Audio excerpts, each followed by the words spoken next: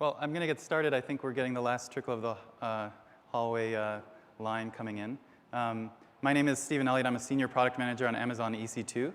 And this is obviously the introduction to Amazon EC2 presentation. Thanks for your patience. I think we had some trouble with scanners and the sheaths for your badges. But just to get a show of hands, how many of you have never touched Amazon EC2 before? OK, it's about half. How many of you have maybe worked with it, let's say, less than a week, kind of poked around, prodded? And how many of you would consider yourselves experts, but you want to see if I'm going to lay down a bombshell during this presentation? Those are like 3 of you. OK, great. This really is going to be an introduction, a primer. I'm going to say some things that maybe a lot of you already know and frame Amazon EC2. So just to give you a sense for what to expect. Here is what we'll cover. First, I'll introduce what Amazon EC2 is and kind of go through the history of the service and how much it's evolved since we launched it. And then kind of define some fundamental concepts about Amazon EC2 and the value that it delivers.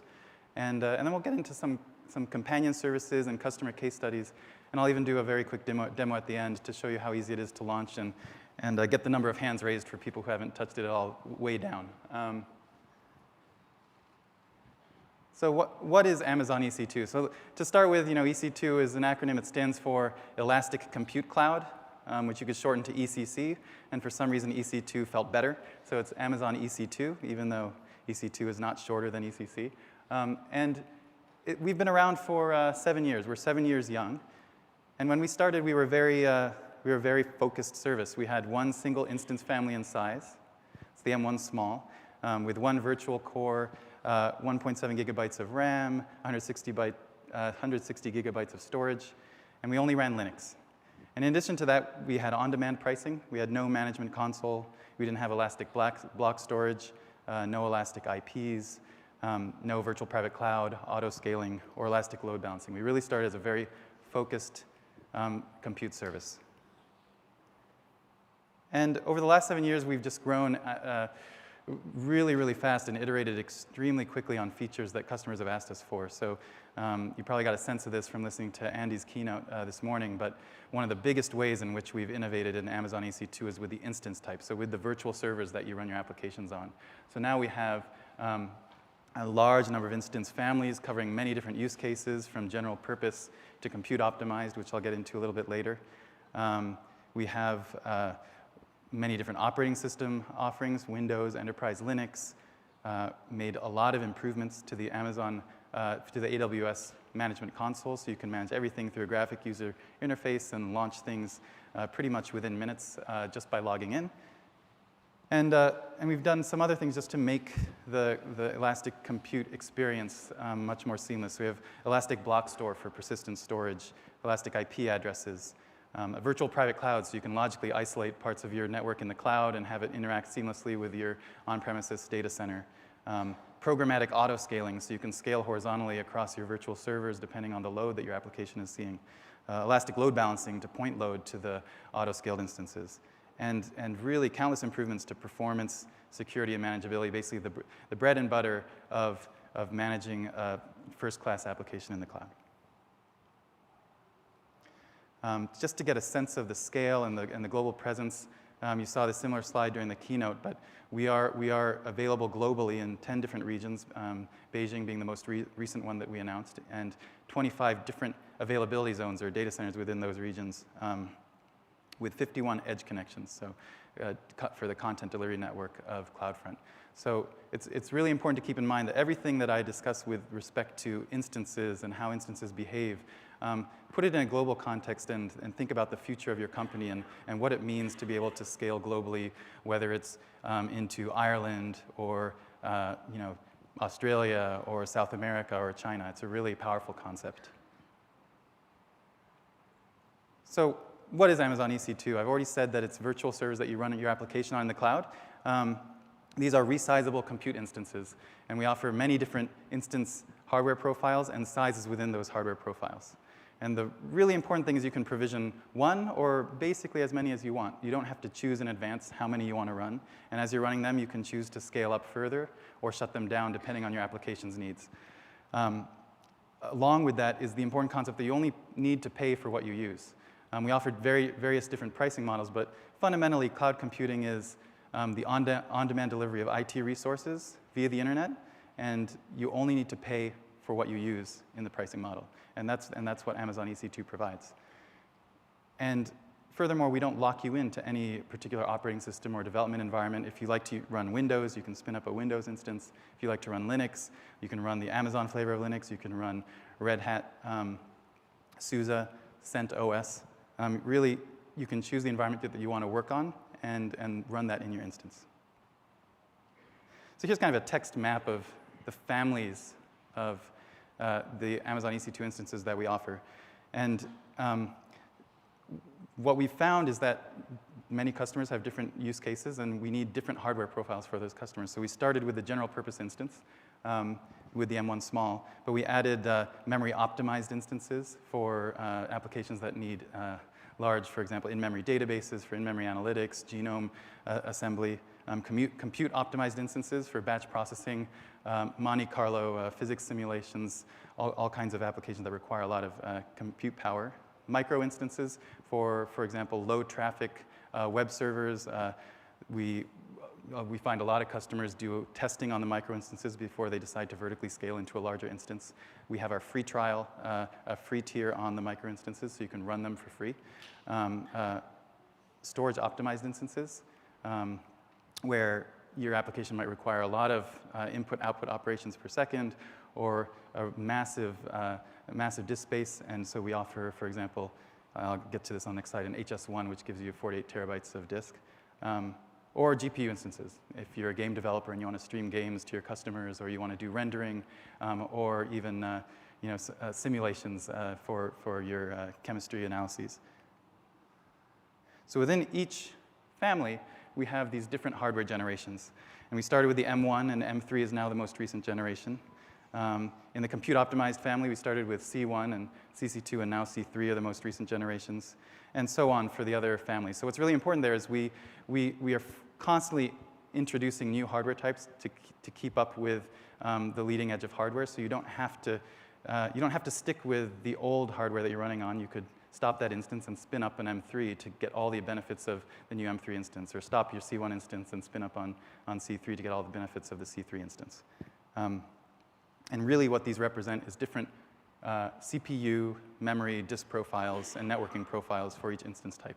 But to give you further control, we also slice those up. So you might launch on an M3 M3 medium, and the next week or the next month you realize that you need to vertically scale, and rather than running 2 M3 mediums, you could decide to switch over and start running an M3 large.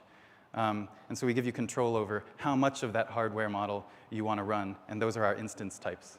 And medium, large, what you see here are the instance sizes within each hardware generation.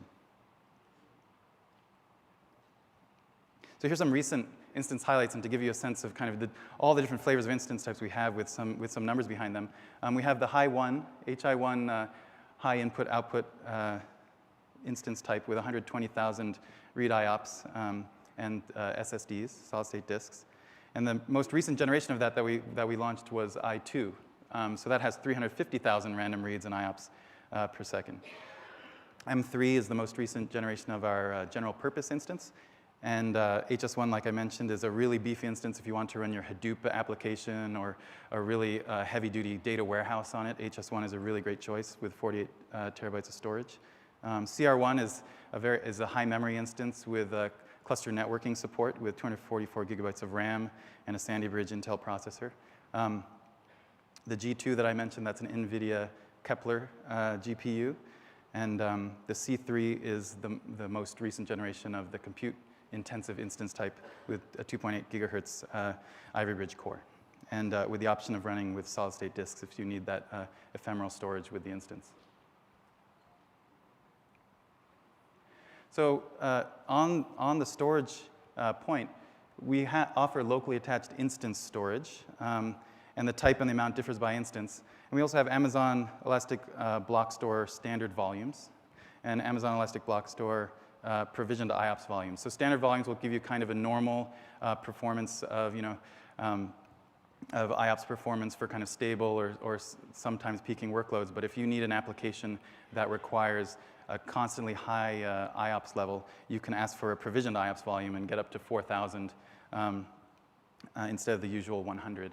And what's really nice about these is they don't have to be tied to a single instance. So you might spin up a virtual server, and it boots off the root volume that was your Elastic Block Store, and you decide that you want to vertically scale and go to a larger instance size.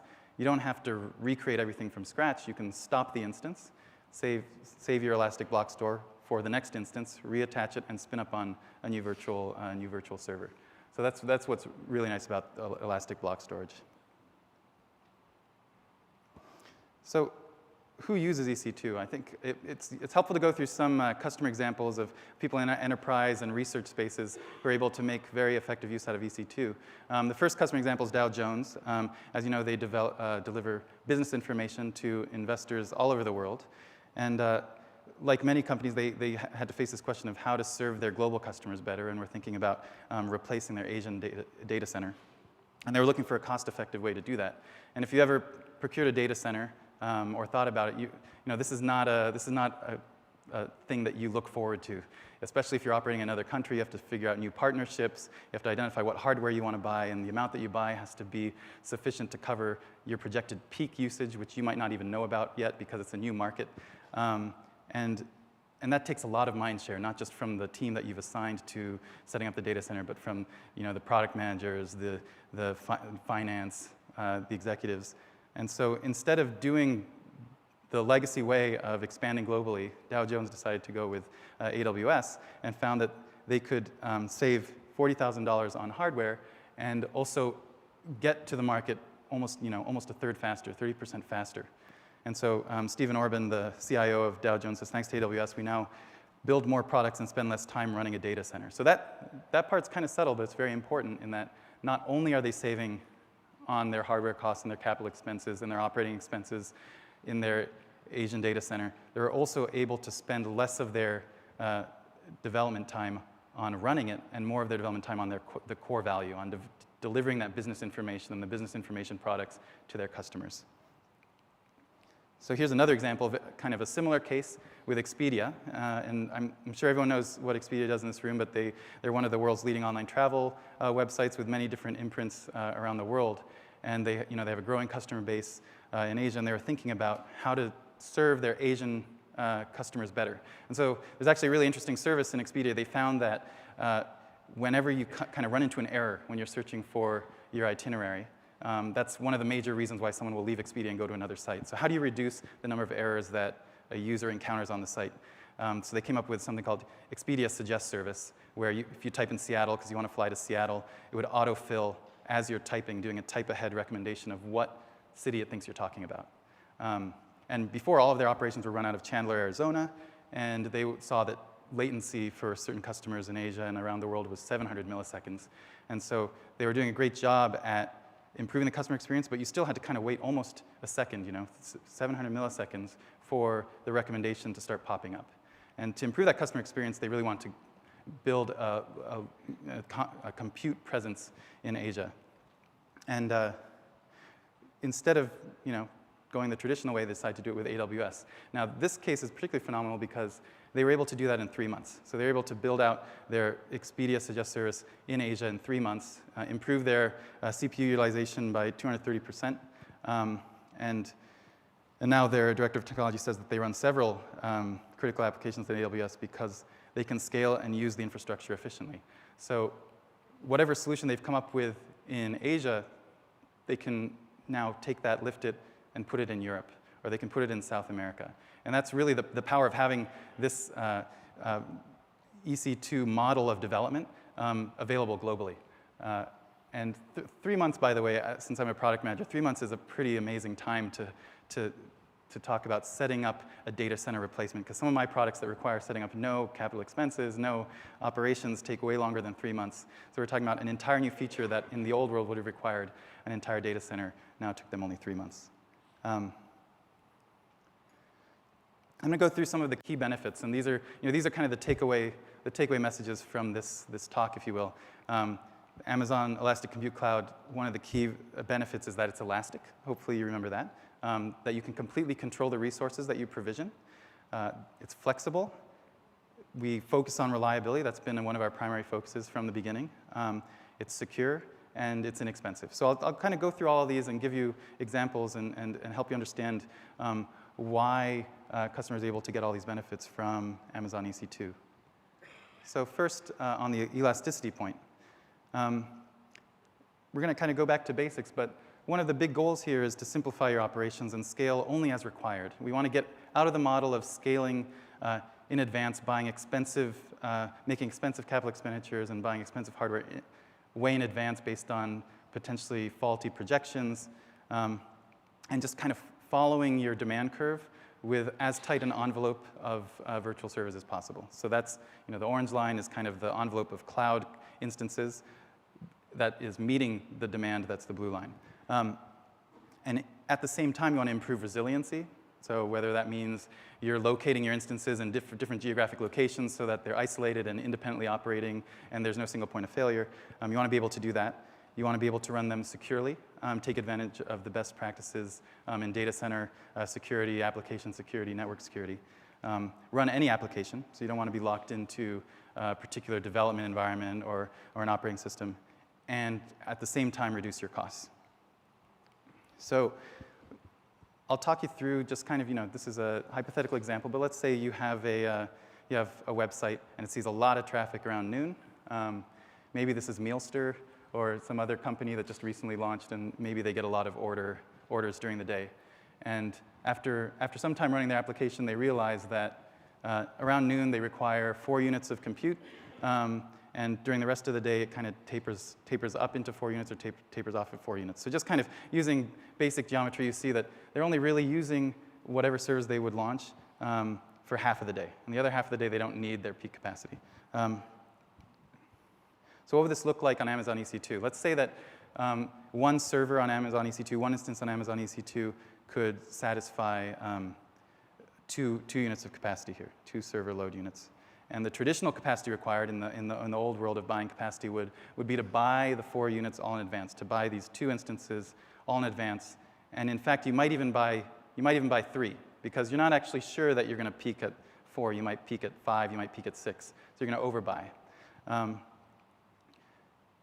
But just for the comparison, let's say you buy exactly where you peak. In the EC2 world, you spin up one server when you need to start meeting some demand for 8 hours. And then around noon, you'll leave that server running, but you realize that it's starting to, either its CPU is starting to peak, or there's another metric that you're following with CloudWatch that's showing that you really should get serve more connections with another instance. So you launch another server. And then when that peak is done, you might wait a little bit just to make sure that you haven't seen a fake decline in demand. But then you'll shut it down. And so just off the bat, just by following that model of on-demand consumption and on-demand pay-as-you-go for instances, you're able to save 1/3 off of if you had just bought and ran everything up front. And you can see how this becomes really just this simple template and this simple model of thinking about it can save a lot of money for other situations as well. So here's a peaking situation where it might just be a couple days at the end of the month. It might be your bill run or your log analytics or something to do with payroll. And you always know it's going to happen at the end of the month, and it's typically taken 6 instances. And so because you know how your application performs and you know when you don't need capacity and when you do, rather than buying 6 in an on-premises data center, just run 1 instance for 25 days of the month, and then run the 6 instances for the 4 days at the trailing end of the month, and then come back down. And if you do something like that, in this case, it would save you 75%. What's really powerful about this, too, is you don't need to know when that peak's going to happen. This peak could, maybe you have a load where you're actually doing social media analytics, or you're doing something else where you're not actually sure when you're going to require the 6 units of capacity. And you don't even know if it's going to be 6 or 7. The ability to scale up on demand really leads to enormous savings and efficiencies. So completely controlled. What does completely controlled mean? You have complete control of your instances. When you spin up a server, you can log in, SSH into it, install updates, change the software that's installed. And if you like what you have and you want to launch more instances with that kind of package, you could create an Amazon machine image out of it and attach that Amazon machine image to new instances that you spin up. So you have complete control over the environment. You can make any configuration changes you like and start or stop it as you like. And when I do the demo at the end, I'll show you just how easy it is. So here's what it would look like if you spun up a Windows instance or a Linux instance. It's exactly the experience you would see. You log into your Linux instance and just start entering the command line commands that you want to run your application. Or if you are completely automated, the startup script takes care of everything, and you're on your way. Flexible. So I've talked about a lot of the key aspects of flexibility in Amazon EC2. You can choose an instance type that suits you, and you're flexible to experiment. You can start with T1 micro, make sure that your AMI is working, your Amazon machine image is working, and then try it in M1 small, see if that's the right size. Maybe you need more CPU power, try a C1, C1 medium, or a C3. Maybe you need more memory, try an M2. And you can change that instance type when you want to because you have persistent storage on your Elastic Block Store, and you can just stop it and then start up a new instance type with the same block store. And then you can actually change the amount of storage that you need. So when you spin up an instance and you're using Elastic Block Store as your root, you can say, I want 8 gigabytes to go with that, or I want 16 gigabytes. And so we offer you that flexibility as well. And as I mentioned before, you can choose your operating system, and you can configure your AMI. So reliability is another really important aspect of Amazon EC2. This is something that we've been focusing on for a long time. AWS itself was founded because Amazon had over 10 years of experience running highly reliable, scalable systems, and continued to invest in that area while offering the product to developers and businesses. And so it's really easy to build highly available and reliable architectures because that's how Amazon EC2 was designed. In addition, we just have several features that make it very easy. So having multiple geographic locations within each region, multiple availability zones that behave in the same way allows you to just put your resources in different geographical locations for reliability and resilience. We have kind of companion services, elastic load balancers, and auto-scaling will help you automatically redirect load for your application to different instances that might be in different geographic locations. So here's an architecture of kind of a basic 3-tier web architecture. You have your customer at the bottom who's accessing the content delivery network, might be getting some content streamed from Amazon Simple Storage Service. But when that customer is interacting with the service, an Elastic Load Balancer first determines which web server is going to serve that customer, and that can auto-scale. So maybe you only have one customer at the beginning of the day and you have one instance running. But once you hit 100 customers, the auto-scaling will automatically spin up a new instance, and Elastic Load Balancer will start balancing the load. And on the back end, you may have application servers that also are connected to the web service through an Elastic Load Balancer.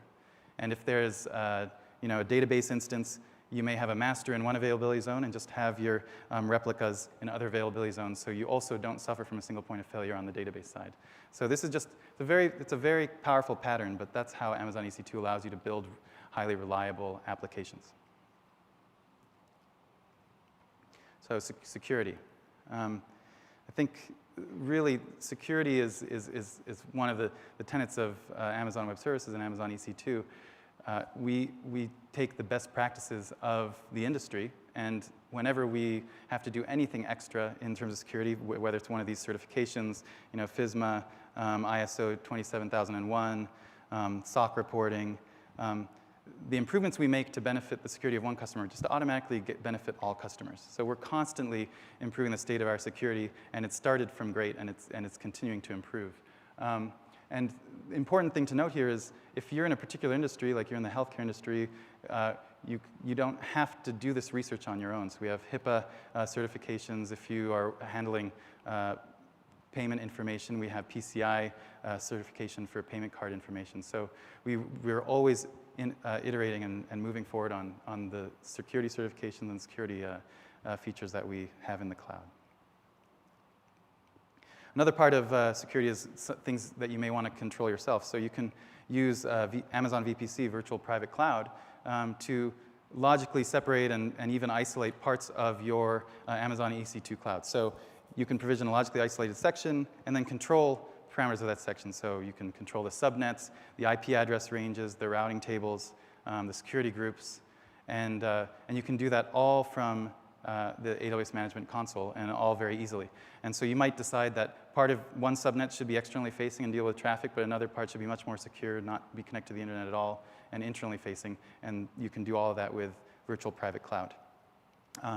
And if you're in the process of migrating or thinking about migrating to the cloud, you can set up an Amazon virtual private cloud and then a hardware VPN connect to the Amazon cloud from your on-premises data center so that it all behaves seamlessly as one data center, even though half of it is on Amazon EC2 and half of it is on-premises. So that's another really important part of VPC and the security offering is it's secure even in the migration process where you're operating both environments. So here's an architecture diagram of what that might look like. You have, at the bottom, your on-premises data center, your own employees working on it, and then a VPN connection to the Amazon EC2 VPC. And the VPC spans 2 zones. That's the availability zone 1A, availability zone 1B. And then you can just set up the subnets where you want them to be. You might set up 2 subnets in availability zone 1A, 1 subnet in the other, and you can control the IP address ranges and where to launch each instance. You can choose exactly which subnet you want to launch instances. So you really have a lot of control. And then maybe one of those subnets talks to the internet. And then inexpensive. You know, obviously this is in Amazon's DNA to always pass on as much of our cost reductions onto customers in the form of price cuts. But before I get to that, what's also really unique about Amazon EC2 is the different pricing models we offer. So there's kind of the quintessential cloud computing pricing model, which is on demand, which you provision and shut down Amazon EC2 instances on demand, and you only pay for what you use. So we start from 2 cents per hour with Linux Unix instances, and this can work for almost every application. But if you decide that after monitoring your application, you realize that you always run a certain amount of load, and you want to save money on your usage for that application, and you may want a capacity reservation to make sure that instances are available for you to spin up when your application needs them, you can invest in reserved instances. And reserved instances, we offer 2 different terms, 1 or 3 year, and various utilization types. So you can kind of determine for yourself how much you want to spend up front to secure yourself a capacity reservation and an ongoing hourly discount. And part of this also is volume tiers. So the more you use AWS and the more you use reserved instances, the more of a price cut we can pass on to you as a customer. And these can be quite substantial. So with heavy utilization RIs, these are instances you probably expect will be running 80% of the time, give or take. You can get up to 58% savings off of the on-demand price. So this is something that would be great for databases, large-scale high-performance computing, just whether or not it's a stable load or something that peaks that cycles very frequently for high utilization. Heavy utilization RIs are a great choice. Medium utilization RIs also can give you great savings. Here, you might not expect the instance to be on over 80% of the time, but maybe it's on between 40 and 80% of the time. And so we can pass on savings to you. You don't have to pay as much upfront. The hourly discount isn't as steep as the heavy RI, but you still get a substantial hourly discount off of the on-demand price. And if you expect less utilization than that, we have light RIs as well. So another thing we do with reserved instances is maybe you started off in US East 1, that's a region, and you start off in availability zone 1A in US East 1, in our Virginia region. And you bought your reserved instance to secure capacity reservation in 1A, and as you run your application, you realize that a lot of your environment's in 1B, and you actually would like to have your reserved instance, your reservation in 1B. So we allowed you to modify the reservation, and literally with a click of a button, if you're changing the parameter US East 1A to US East 1B, behind the scenes, we are actually reserving an instance for you in a completely different geographic location. And that's something that you can do through the console or programmatically via the API. If you do a large purchase at once, if you buy, let's say, 4 M1 smalls as reserved instances and you decide that you want to vertically scale, remember that we're talking about M1 small as a size of a type of instance hardware we're providing you. And another size in the M1 family is M1 large. So we give you the option of collapsing the 4 M1 smalls to be 1 M1 large in case your needs change as you are evolving on AWS. So here's a graph. I'll just kind of explain it a little bit and then talk to you about why it's cool. So on the left is the total amount you would expect to spend on the instance over the life of the instance. So if it's a 3-year reservation, this is the total amount of money you would spend on that reservation over those 3 years. And then on the x-axis is your expected utilization for that instance. So how much you expect to be using that kind of hardware. Remember, it doesn't have to be the same instance. You could run one instance, shut it down, and as the next instance that you run has the exact same parameters. That counts toward the utilization of the reserved instance. So the simple world is the gray line. It's the one that starts at the origin at $0 and just goes up. And the slope of that is just the on-demand hourly rate. But if you decide you want to pay a little more and buy a light utilization reserved instance, you pay a little bit upfront. So the y-axis intercept, it's a little bit higher, but you get a lower hourly rate. And so at a certain point, it's cheaper than running on demand. If you expect your utilization to be even higher than that, you could buy a medium. And then heavy, you might ask, why is heavy a flat line? Because heavy operates is expected to benefit customers who have 80% or more utilization rather than having slight unpredictability of how much your monthly bill will be. We just say, pay up front for a heavy, and you essentially have the same monthly cost month over month. We charge you for every hour in that heavy instance. But even though we charge you for every hour for utilization of greater than 80%, it's better than a medium reserved instance, and it's much better than an on-demand instance. So you can kind of trace the line that you want to be on. This is the white line, and just decide which RI suits your application's needs. So what does that allow you to do? So we go back to the example where you have an application that peaks and has a load that's really high around noon, but it's not as high in the morning, it's not as high in the evening. So how would you apply the flexibility of our pricing models to that kind of application?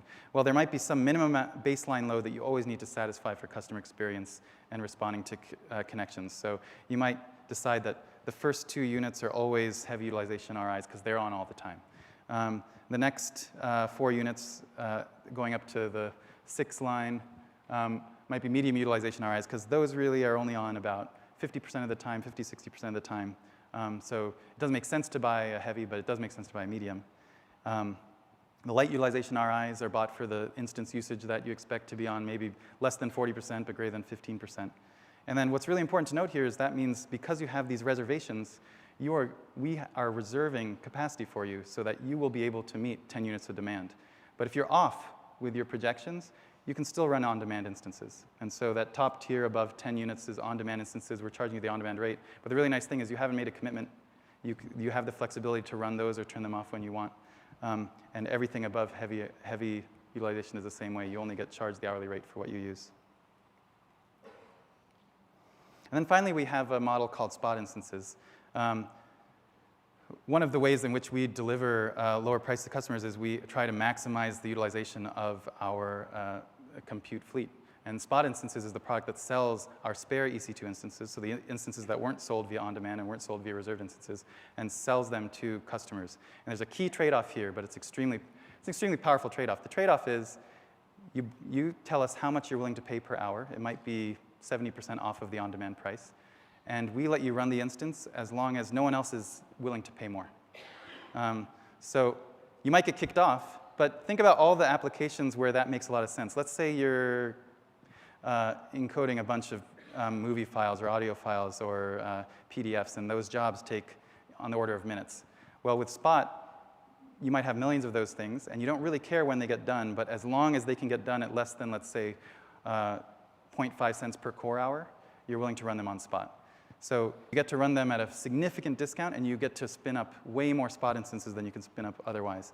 So a couple cool customers that use Spot in really effective ways to lower their compute costs are Tapjoy. So Tapjoy does help support mobile applications with ad analytics and ad serving.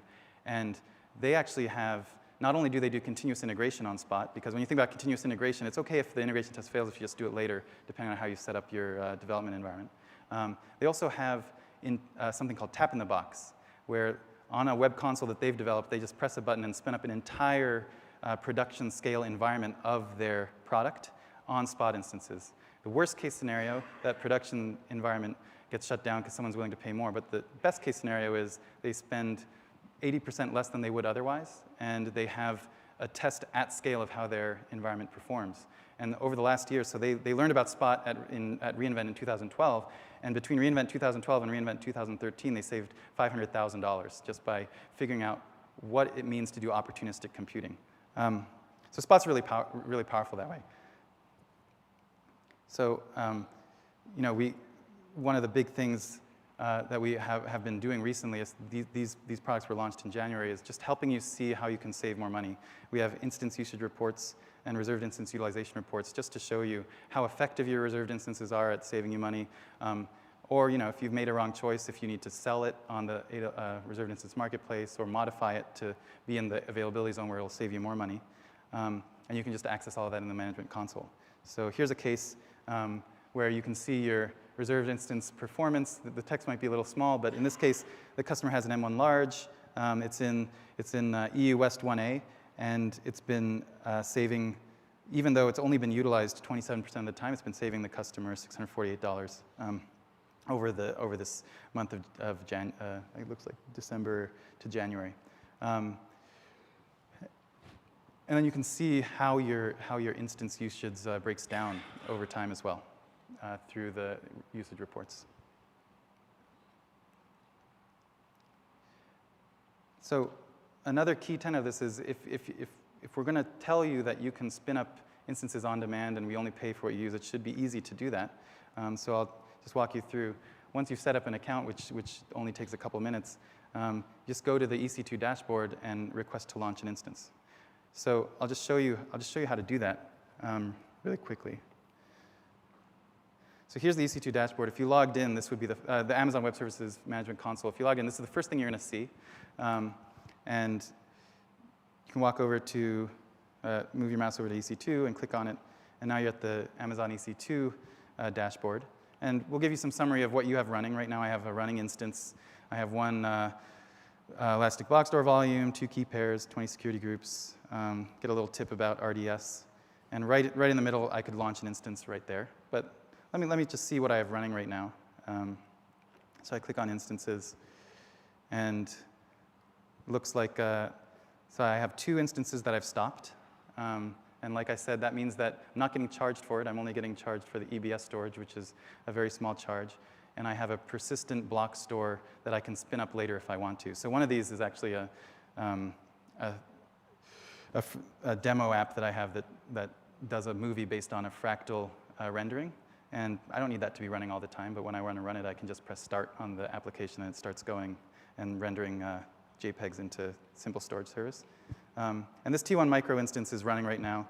But I might decide that I want another one running, so you can go to launch instance.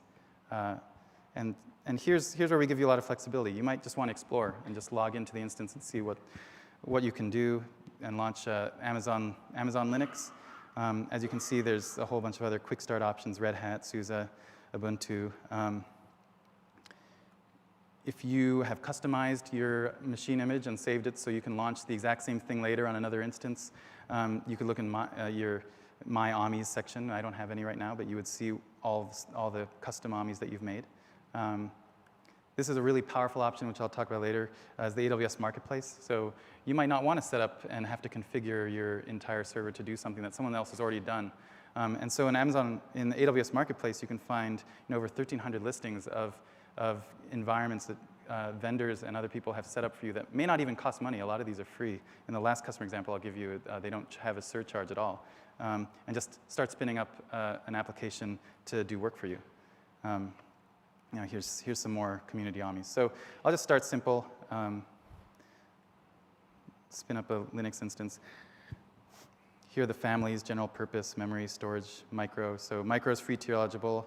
I'll go with that, even though I'm an internal account and I don't get charged money. So next, configure instance details. So you could just decide to launch just like this and log in. You might have instance details that you really want to set. Here you could decide I want it to be a spot instance. So rather than spending the 2 cents per hour, it looks like current spot prices are 0.3 cents per hour. I might decide I want to bid 0.4 cents, but I'll just leave it as a normal on demand. I like the storage option that it gives me. I don't have to do that. Maybe I want to tag this with my first name. And you can kind of go with that. Get a summary, launch it. You have a private key.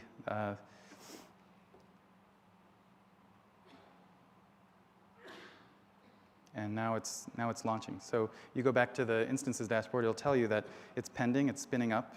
We're initializing it right now. You could even look in and see the logs and see what's going on. But the end state will be it'll look like this. And so it'll take a couple minutes, but just to fast forward a little bit. Once it's running, you can just connect to figure out how to connect to it. And I use PuTTY for this case, so I'll just copy this. This has my username and then the DNS for the computer. So I'll just copy that. And PuTTY already has my private key, so I don't need to re-enter that. And then just open it. So now, so it says it's using username EC2 user, and it should log me in just as if you were logging into a server, when you're in your data center or in your lab, and start doing whatever you need to do. So it looks like there's some 17 packages I need for security. So I can start controlling it exactly as the super user. So maybe I want to do an update. It'll give me all the packages that I can update. That sounds great. That's just a really simple example. Obviously, there were no bells and whistles on that demo, but you really can go from deciding you just want to test something out to testing it within minutes. We can switch back to the presentation.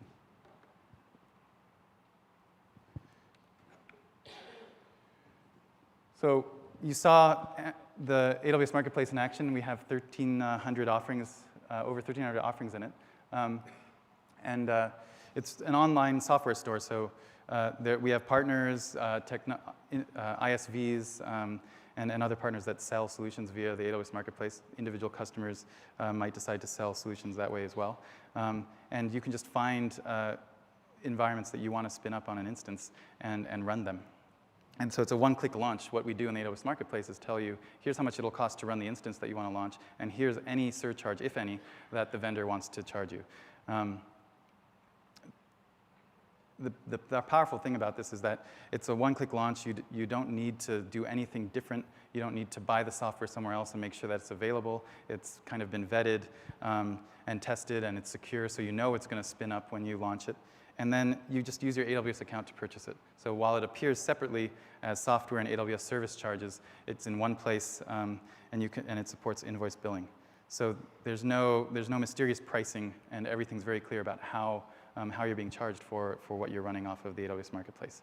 And then, like the other important part about Amazon EC2, you can scale up and down as you want. So it charges you based on the instance hours that you use the product, but you're not paying a massive upfront license fee that gets wasted if you don't utilize the thing 100% of the time.